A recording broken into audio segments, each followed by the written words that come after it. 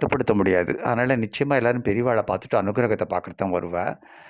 அப்புறம் காஞ்சி மகான் வந்து கும்பகோணம் வரும்போதெல்லாம் காவிரியின் மைந்தர்கள் 1 திரண்டு பிரம்மாண்டமான ஒரு வரவேற்ப அங்க குடுக்கறது வழக்கம் அவருக்கு.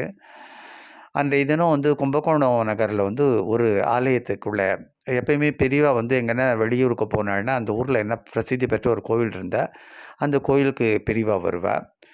அதனால அந்த தெரு வழியா நடந்து தான் போவா. அப்போல்லாம் பக்கத்துல இருக்க கோவிலுக்குன்னா கூட டக்குன்னு சிலதில தான் மேனால போவார். சிலதெல்லாம் வந்து பாவம் கடகடன்னு நடந்தே போவார் பாவம். தெருவுல நடந்து சில மகான பார்த்து ஆரத்தி எடுத்தது, கன்னத்துல போட்டுக்கிறது, தங்களோட மகிழ்ச்சிய அந்த ஊர் பெண்மணிகள் எல்லாமே அகமகிழ்ந்து போய் பெரியவா வரான்னு சொல்லிட்டு ஆரத்திலாம் எடுத்து அவருக்கு வரவேற்பு குடுத்துன்னு இருக்கா. ஸ்ரீமடத்து காரியதரிசிகள்லாம் மகா பெரியவா பின்னாடியே நடந்துட்டு இருக்கா. நம்ம பார்ப்போம். நெறைய படத்துல கூட பார்த்துருப்போம்.